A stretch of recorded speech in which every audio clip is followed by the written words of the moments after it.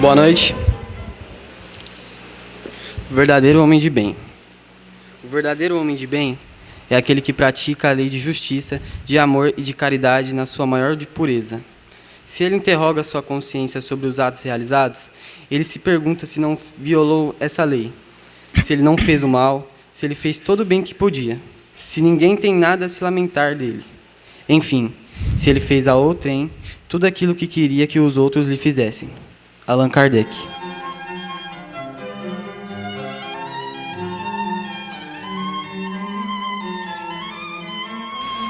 Então, boa noite a todos. Depois dessa mensagem tão bonita do Kardec, do homem de bem, hoje nós vamos meditar sobre o evangelho que nos coube, do capítulo 26, dai gratuitamente o que gratuitamente recebeste. Então, já lá no início, está Jesus chamando os seus 12 discípulos e deu-lhes poder sobre os espíritos, para os expulsarem e para curarem toda enfermidade e todo o mal. Curai os enfermos, limpai os leprosos, ressuscitai os mortos, expulsai os demônios, de graça recebestes, de graça dai. É o Evangelho de Mateus, capítulo 10, versículo 8.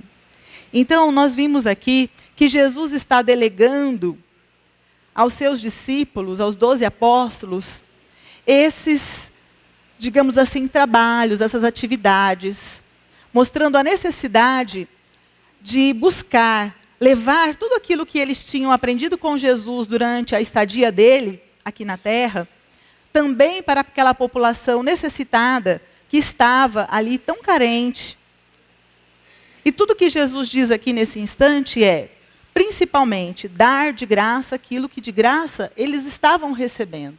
Porque eles aprenderam com Jesus a maneira correta de agir diante das dificuldades, das adversidades que eles encontraram.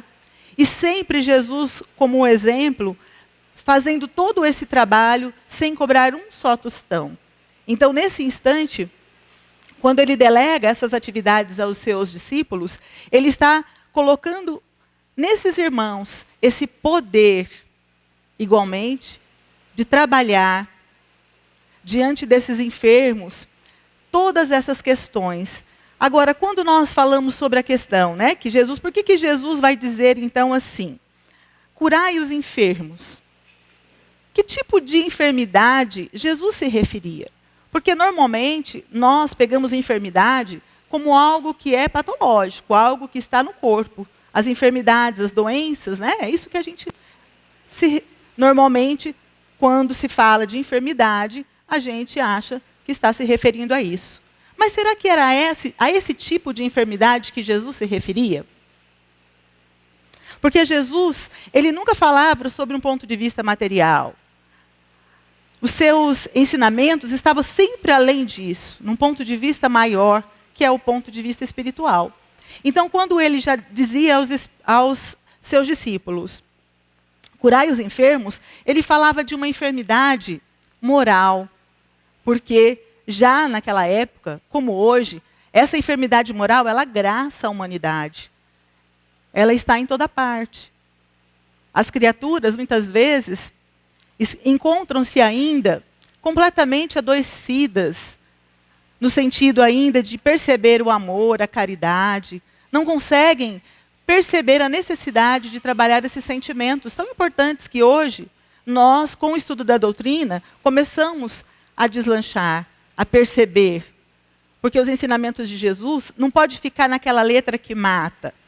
A gente tem que aprofundar esses ensinamentos para perceber o que Jesus realmente queria dizer. Porque se nós já passamos mais de 2.000 anos de ensinamento, desses ensinamentos, e nós ainda estamos patinando nas dificuldades, tantas criaturas sofredoras, mesmo estando dentro dos templos religiosos, ainda se encontram enfermas, doentadas, não deveria já ter tido algum tipo de renovação, de mudança, de alívio, de paz? Muitas vezes, na hora do testemunho, justamente isso não ocorre. Aquela criatura que está ali, frequentando uma religião, no momento mais difícil da caminhada dela, muitas vezes ela sucumbe. ela se afasta porque ela não encontrou aquele consolo diante das palavras que até então eram teoria. Mas quando foi chamada ao testemunho, na prática, ela acaba se afastando porque não percebeu nenhum alívio das dores. Nem mesmo estando ali, ritualmente falando, seguindo todas aquelas orientações, aqueles rituais, ela não consegue encontrar alívio. Nem mesmo quando ela realiza a prece. Porque nem mesmo, às vezes, a oração naquele momento, dependendo da maneira como é feita, a criatura consegue obter alívio. Porque ela ainda está enredada na condição de que ela precisa de alguém para que ela receba o tratamento. Ela não se vê como filha de Deus, que é possível de já acessar logo essa mesma comunicação com o Pai. Ela sempre procura um intermediário, porque naquele momento ela não se sente exatamente uma pessoa digna de estar ali, chamando pelo Pai e dizendo: Senhor, estou aqui, Senhor, olhe por mim, Senhor, olha como estou, olha a minha dificuldade, com aquela simplicidade do coração, que foi sempre aquilo que Jesus apregou. A maioria prefere buscar, criaturas outras que venham fazer por ela aquilo que ela deveria estar desenvolvendo já nesse instante. Então, por isso, ela não vai encontrando alívio, porque ela não alimenta o seu espírito com as energias de amor que descem diretamente para todos nós, que somos filhos de Deus. Todos nós somos capazes, todos nós somos, na realidade, ligação direta com Deus. Os intermediários, nós vamos ver aí, porque nós vamos falar principalmente da mediunidade nesse tema do dai de graça, o que de graça recebeste. Porque a mediunidade é um dom divino, é dado a algumas criaturas para que elas possam fazer a sua caminhada aqui na Terra, também num aprendizado de renúncia, de busca, de levar socorro e alívio às criaturas. Mas o bom médium não é aquele que vai fazer o trabalho pelo outro igualmente. O bom médium também é aquele que luta com as suas próprias dificuldades e deficiências e está buscando igualmente se transformar à luz da doutrina espírita, à luz do Evangelho de Jesus.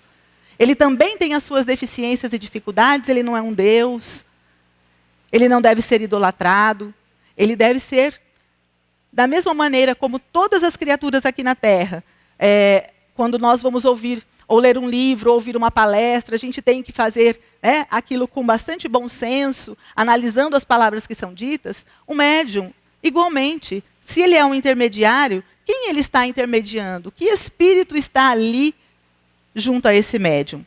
Então, por isso, uma crença cega, que muitas vezes dificulta o entendimento das criaturas, faz com que as pessoas, ao invés de se achegarem a uma religião, se achegarem a Deus, elas se afastam.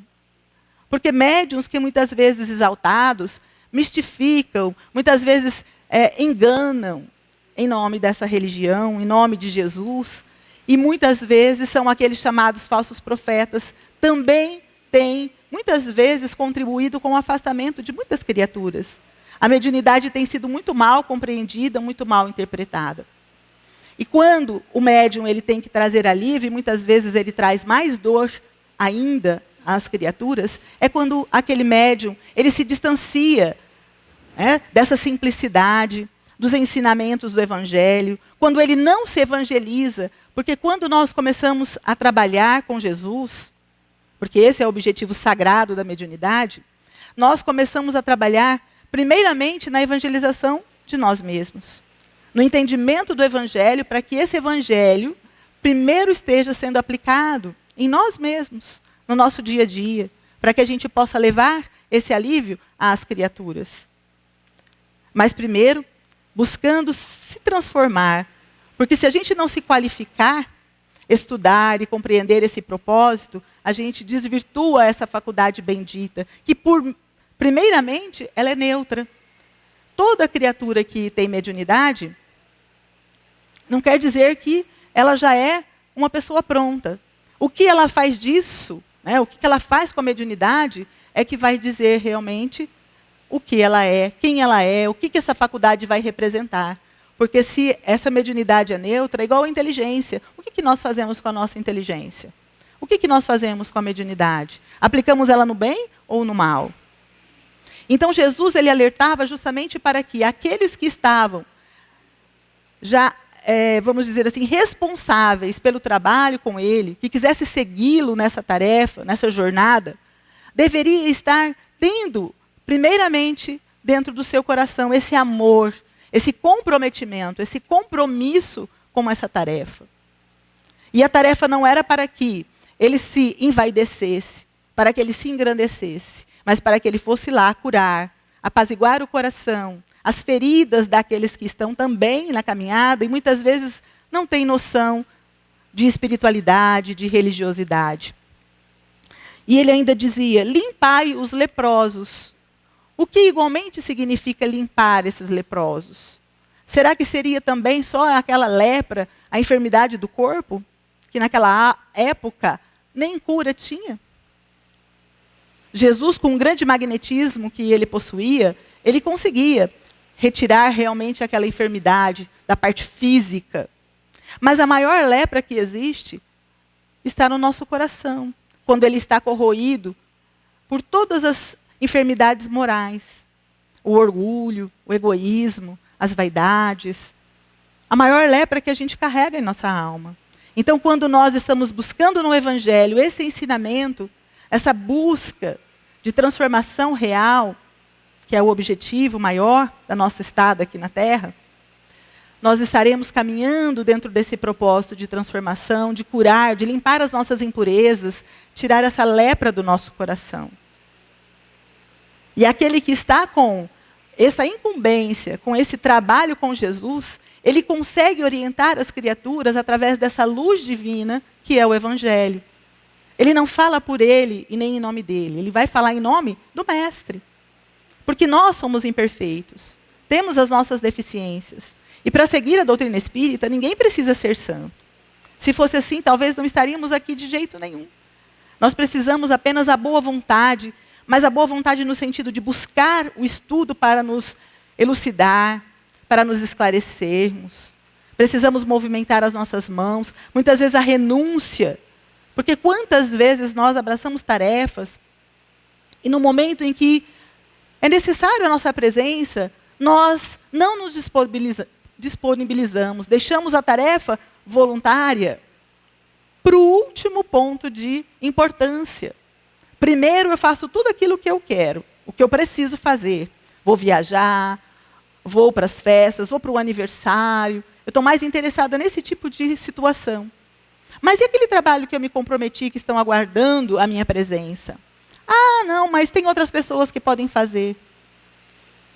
E aí Jesus contando conosco, a espiritualidade contando conosco, e nós não estamos ali comprometidos com aquela tarefa. E nós não estamos comprometidos com a casa espírita.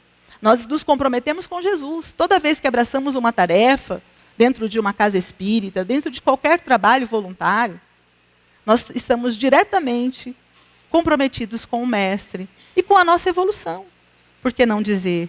Porque quando nós nos dispusemos do trabalho, nós já estamos nos colocando justamente nesse desenvolver dos sentimentos, desse amor que precisamos desenvolver. Esta é a palavra.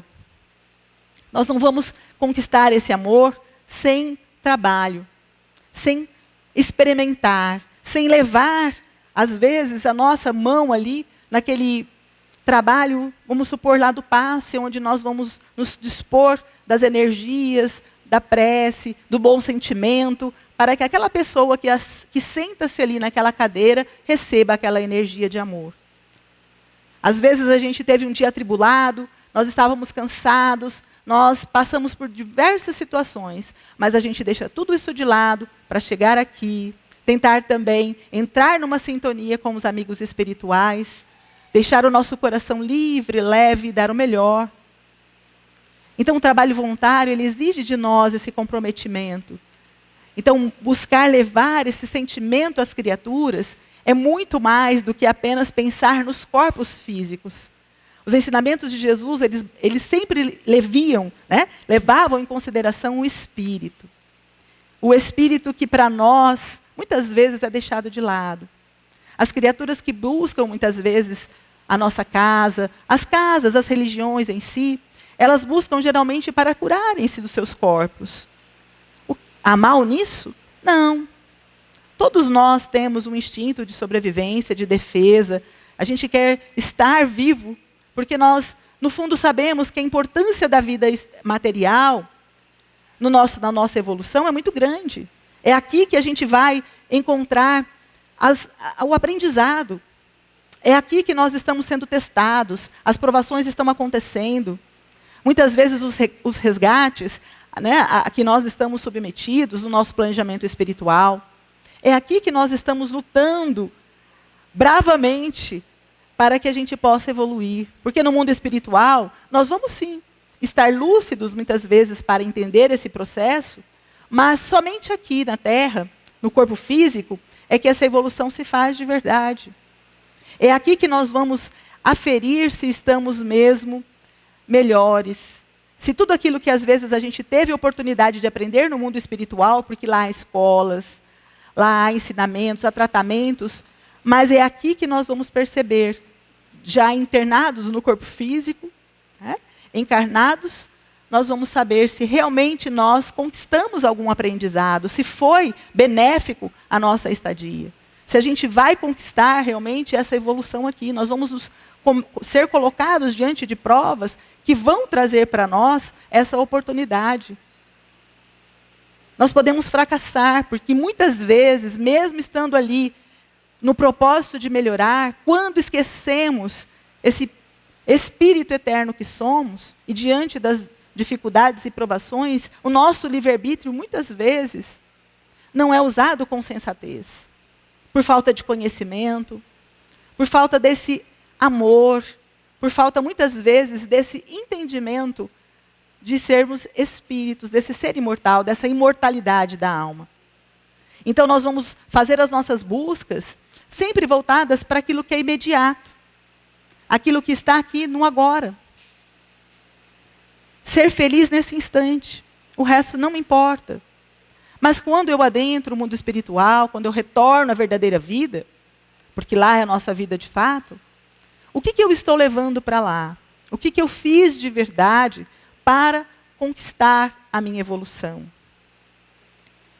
E ainda, dentro desse processo que Jesus diz, do dom de curar, ele fala muito mais sobre essa questão. Ele fala do consolo que nós buscamos dentro de uma religião. Ele fala desse revigorar da nossa alma quando nós estamos dentro desse propósito e entendemos a palavra realmente. Quando ela não está ficando apenas na teoria, mas quando a gente já está colocando ela na prática.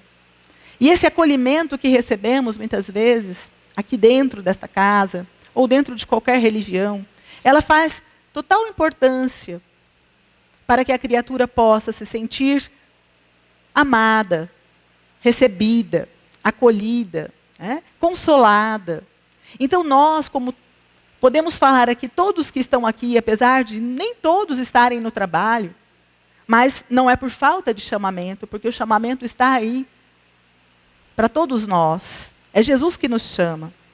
Nós é que temos que estar buscando nos capacitar, nos elucidar, nos orientar para nos colocarmos ao trabalho. Mas para todos nós que estamos aqui, a importância de acolhermos aqueles que chegam.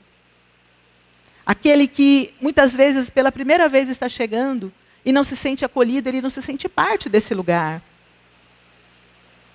Então todos nós somos responsáveis por esse acolhimento. Às vezes a gente acha que é o outro que deve acolher, é aquele que está ali, né, no trabalho, mais adentro ali, que precisa acolher. É o coordenador, mas o coordenador também tem as suas atividades, ele tem tantas coisas para fazer.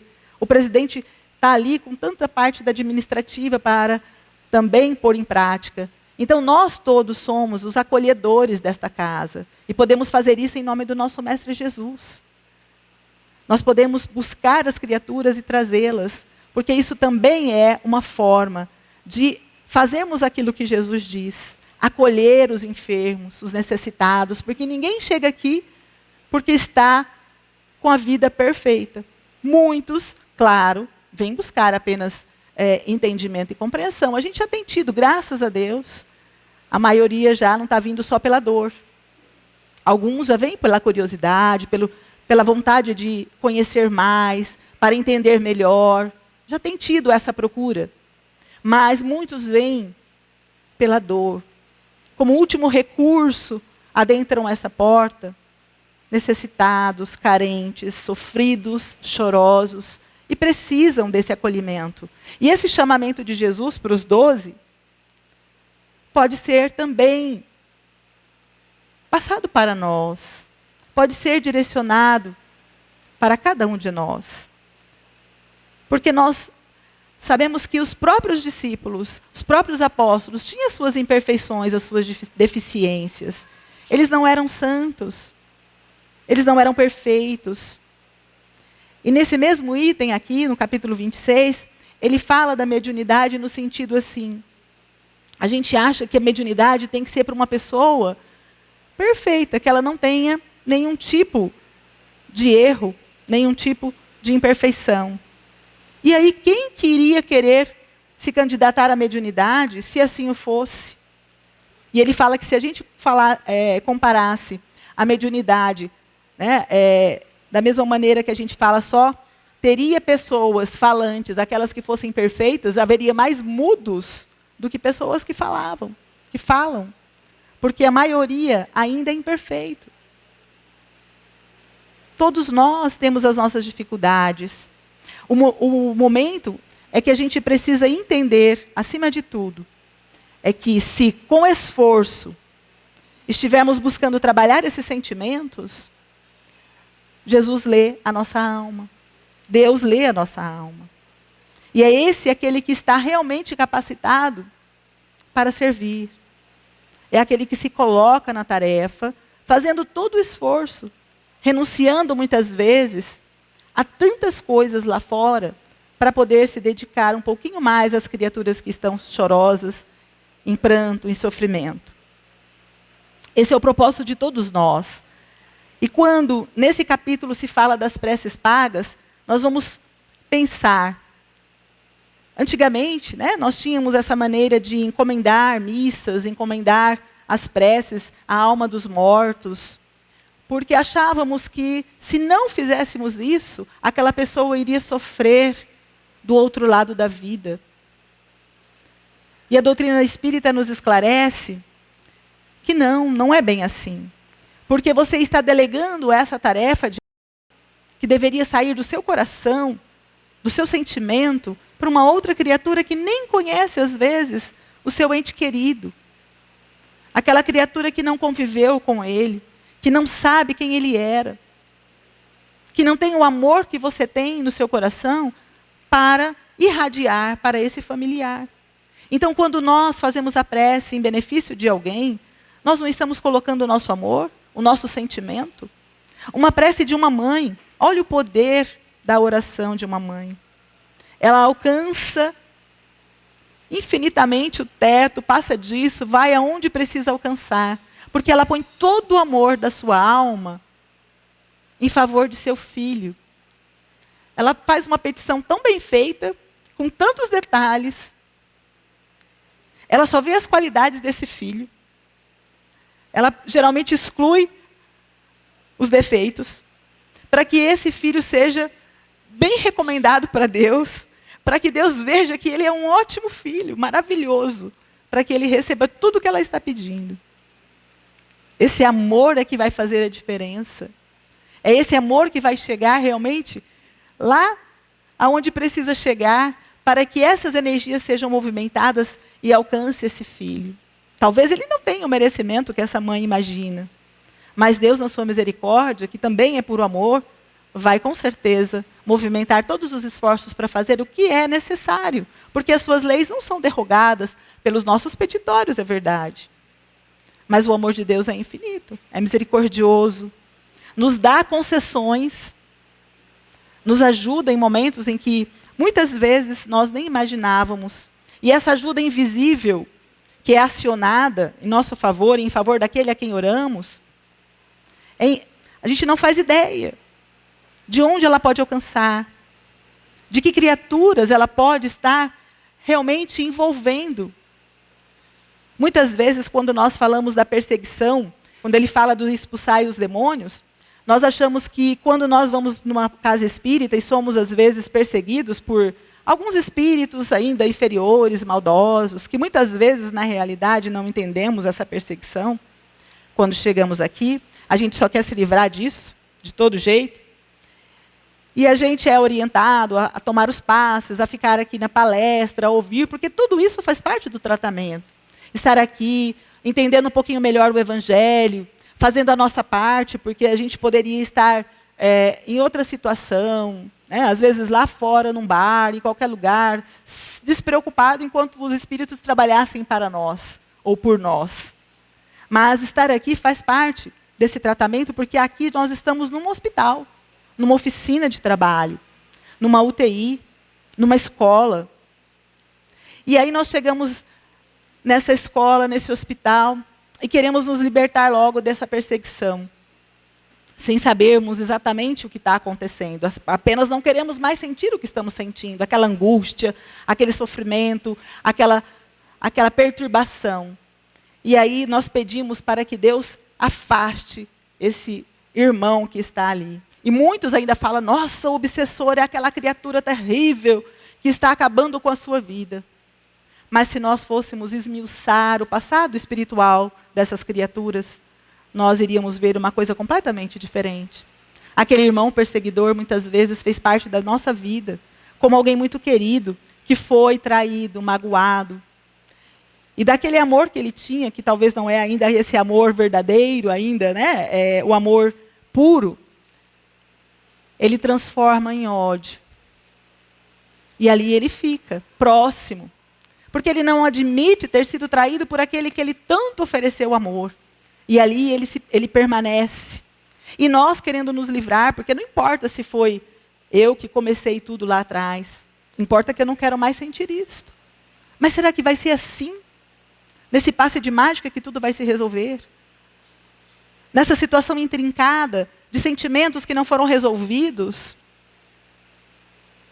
Então a doutrina vem nos dizer não. É necessário entender quem é esse perseguidor. É alguém que trilhou conosco. Não é um demônio. Ele é alguém que precisa ser esclarecido, amparado, acolhido. É alguém que muitas vezes a gente nem imagina, mas já amou muito. É alguém que já fez parte da nossa caminhada. E que esse laço que foi rompido de alguma forma precisa ser refeito.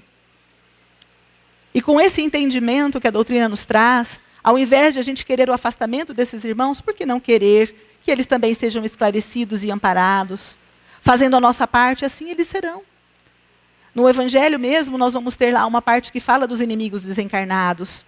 E lá diz assim, de um irmão perseguidor, a gente pode fazer um amigo, porque com a nossa mudança, com o nosso trabalho no bem, com a nossa modificação verdadeira, porque ele consegue enxergar aquilo que nós estamos trazendo no nosso coração. Porque ele nos conhece, muito mais às vezes do que nós mesmos. Ele pode se tornar um amigo quando nós começamos a orar por ele, pedir a Deus que possa também olhar por esse coração querido, que ele possa nos perdoar por algum momento nós tê-lo magoado ou ferido. E esse entendimento vai fazer com que ele também seja socorrido, receba o auxílio, queira receber esse auxílio, e não ficar ali numa condição infeliz. E nós digladiamos com essa criatura, porque também não estamos dispostos, às vezes, a fazer as mudanças necessárias. Porque, na realidade, a gente só modifica quando a gente compreende a necessidade dessa modificação.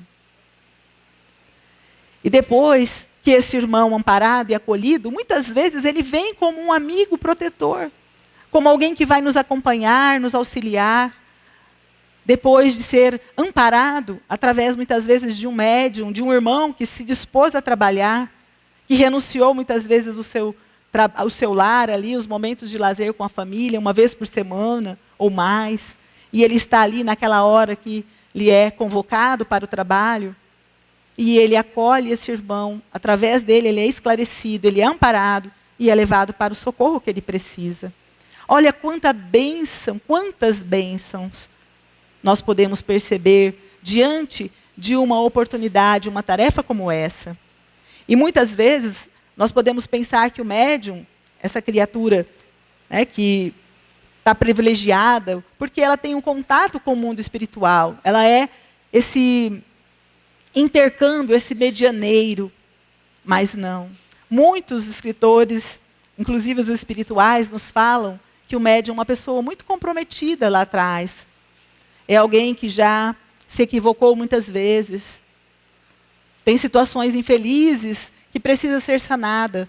E tem na mediunidade a oportunidade de fazê-lo com louvor. Com mais, vamos dizer assim, acelerando esse processo de redenção. Porque quando ele se coloca no trabalho com Jesus, com a mediunidade, ele pode fazer muito mais do que ele faria se ele não estivesse se doando aos espíritos necessitados e carentes. E na tarefa da mediunidade, ele vai ter a oportunidade de irradiar o espírito com as suas boas energias, ser um enfermeiro amoroso, que vai acalentar a dor daquele sofredor, que vai iluminar um pouquinho aquela dor, que vai acalmar as trevas, né? Ali vai aliviar tudo aquilo. Então ele vai ser igualmente esse mensageiro amoroso, que com certeza isso vai estar contando para ele imensamente. Agora é lógico que, como nós falamos, a mediunidade é uma faculdade neutra, depende daquilo que o medianeiro vai fazer com ela. Se ele não trabalhar de acordo com aquilo que é, né, o trabalho com Jesus, o que será que ele vai acarretar para a sua vida? Dificuldades e dores, a assistência de espíritos infelizes e sofredores. Então nós temos que pensar, né, que Deus está dando a oportunidade para todos aqueles que estão aqui, mas os médiuns uma responsabilidade um pouquinho a mais, porque na mediunidade ostensiva o amor tem que falar mais alto no coração. Ele precisa entender e compreender. Por isso, quando nós orientamos a todos aqueles que vêm aqui pela primeira vez, dizendo assim, eu sou médium, em alguns centros que não são sérios, né, porque a gente vai falar um pouco dessa questão da seriedade dos centros espíritas, aquele centro espírita que ele não está buscando realmente esse trabalho com a doutrina espírita, esse consolador prometido, muitas vezes ele vai pegar essa criatura e vai colocar ao trabalho sem buscar educar, iluminar, evangelizar esse irmão. Mas em centros espíritas voltados com a seriedade, buscando sempre ser fiel àquilo que Kardec nos diz, ele vai buscar primeiro harmonizar a criatura. É necessário que ela possa se equilibrar. Se ela chega aqui ainda num estado difícil, ela vai ser esclarecida, vai passar pelo tratamento e vai ser encaminhada para os primeiros estudos. O estudo primeiro que vai falar o que ela está fazendo aqui, a doutrina em si, ela precisa conhecer. E depois, futuramente, ela pode se engajar também no estudo da mediunidade. Porque, na realidade, ninguém vai transformar ninguém em médium, porque o médium ele já nasce médium. Ele já tem esse compromisso no mundo espiritual. É orgânico. Aqui ele vai começar a sentir os primeiros sintomas, e aí é onde muitas vezes ele vai buscar ajuda. E se nós não estivermos também preparados para auxiliar aquele que chega com a mediunidade em desequilíbrio ou desabrochando, nós podemos estar comprometendo essa mediunidade. Então, quando nós insistimos, ou com a espiritualidade insiste no estudo, da disciplina, que foi uma pessoa muito importante que disse ao Chico, né? Disciplina, disciplina, disciplina, quando ele entendeu o que ele tinha que fazer, trabalhar com Jesus, e ele perguntou o que era preciso, foi isso que Emmanuel disse a ele. Disciplina, disciplina, disciplina. Disciplina, como diz a nossa irmã Edith, disciplina do pensamento, das palavras, das atitudes, disciplina constante na nossa vida. Porque nós nos tornamos instrumentos. E um instrumento, ele só é realmente bom quando ele está afiado, quando ele está realmente voltado para a tarefa que ele se coloca. E com isso, a mediunidade gratuita que nos fala Jesus o tempo todo, é justamente isso. Nós estamos tendo de graça a oportunidade de servir, de evoluir, de aprender. E é de graça que nós temos que realizar esse trabalho. É de graça que nós vamos realmente levar alívio. Nós vamos pegar o Chico Xavier como exemplo, né? Porque é um grande exemplo para nós aqui no Brasil. Quando ele está no trabalho, ele era um funcionário público. O tempo todo, ele tinha uma jornada cansativa de trabalho. Mas no trabalho, ele era o Chico normal, aquele Chico profissional. Quando ele ia para casa, às vezes já cansado do dia, cansativo, né? Que ele fazia ali um trabalho que hoje a gente não tem tanta dificuldade, porque tem tanta tecnologia ao nosso dispor, e antes a gente não tinha nada disso. E ele voltava para casa, horas a fio, ele ficava ali na sua escrita, na psicografia, atendendo tantas criaturas que batiam à porta dele. Muitas e muitas criaturas que estavam ali, necessitadas, carentes, chorosas, sofredoras, querendo consolo e alívio. Muitas delas eram apenas aquelas pessoas que procuravam a doutrina para se consolar. Elas não estavam interessadas no objetivo maior que a doutrina traz. Elas queriam apenas uma palavra de um familiar, e assim que conseguiam, muitas vezes, nem davam a importância real, né? Só queriam aliviar ali rapidamente o coração e se esqueciam rapidamente de tudo aquilo. Mas o objetivo maior da doutrina, nós sabemos que é exatamente essa transformação da humanidade, essa mudança interior que todos nós devemos fazer através da luz do Evangelho de Jesus. E a mediunidade tem esse papel igualmente para todos nós. Porque através dos médiuns, que são esses médiuns sinceros que se colocam ali na tarefa, que sabem o seu papel de fato, que não estão preocupados com interesses outros, nem em ganhar reconhecimento, dinheiro, projeção social, nada disso. Eles se colocam como instrumentos da espiritualidade superior para trazer essas mensagens tão importantes para nos elucidar, para nos mostrar o caminho para chegar a Deus, para nos trilhar esse caminhar seguro com Jesus, buscando transformar o nosso coração. Sem isso, nós não estaremos evoluindo e vamos ter que ficar repetindo aqui no círculo de reencarnações as tarefas, por falta, muitas vezes, desse esclarecimento, desse conhecimento. Então, a importância da mediunidade nesse sentido, de clarear a nossa estrada, faz toda a diferença. E o médium que vai ser esse, digamos assim, intermediário, que vai transmitir esses ensinamentos, não é aquele que é um médium excepcional. Aquele médium assim que, nossa, esse é fabuloso. É aquele médium assim que ele consegue entortar tudo que tiver à frente dele. O fenômeno que ele consegue é imenso, não. O bom médium é aquele que é assistido pelos bons espíritos. O bom médium é aquele que se coloca de coração na tarefa. É aquele que os espíritos conseguem acessar, instruir, intuir, inspirar. E é dócil, porque ele é um instrumento maleável na mão da espiritualidade amiga. Porque ele se deixa envolver pela irradiação mental desses bons espíritos, para que a palavra não seja dele, mas desses irmãos, para nos encaminhar aqui na Terra. Então esse é o médium verdadeiro, médium com Jesus. Se nós estivermos realmente confiantes na tarefa que assumimos, seja na mediunidade, ou seja dentro da casa espírita, esse é o nosso papel, de nos colocarmos com sinceridade, com amor, com carinho nas tarefas. Como a gente tem tanto exemplo, como Chico, que muitas vezes não tinha nem a vida social, não dava tempo, porque a renúncia desse espírito era muito grande. É claro que ele tinha uma tarefa imensa a cumprir. Nós não temos nem a metade da tarefa do Chico. Não nos é nem pedido isso. Nos é pedido tão pouco. E muitas vezes, mesmo assim, esse pouco, nós não estamos nos dispondo a dar. E quando nós pegamos a fala ainda de Kardec, né, para a gente poder concluir, ele diz assim: todos somos médiums, né? Todos.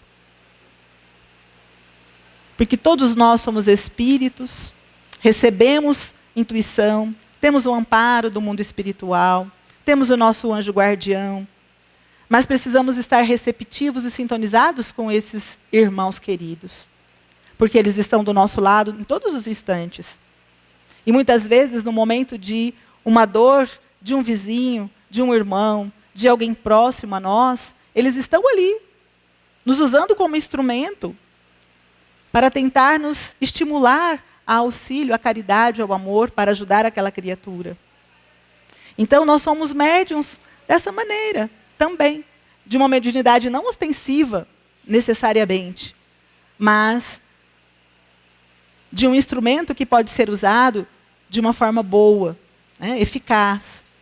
Então, todos nós temos esse chamamento e esse compromisso, porque Jesus diz algo muito importante para todos nós e que possa ficar registrado em nossas mentes. Sois deuses, podeis fazer o que eu faço e muito mais. E nós acreditamos nisso? Sois deuses. Somos essência divina, somos herança de Deus, temos todas as potencialidades divinas aqui dentro de nós, mas elas precisam ser desenvolvidas. E como vamos desenvolver essas potencialidades? No trabalho. Nesse trabalho que não é aquele profissional, mas esse trabalho humano, benevolente. Nós vamos desenvolver todas as potencialidades, e não só a inteligência. É importante, mas lembremos sempre que nós temos duas asas a conquistar. Duas asas para que a gente realmente evolua e ascenda na espiritualidade. E nós precisamos, então, aprender a voar, desenvolvendo esses bons sentimentos em nosso coração. E é isso que Deus espera de nós, e é isso que podemos, então, levar para os nossos lares, nessa certeza. Somos deuses. Podemos fazer isso e muito mais, basta querermos. Muito obrigada, meus irmãos. Que Deus nos abençoe a todos.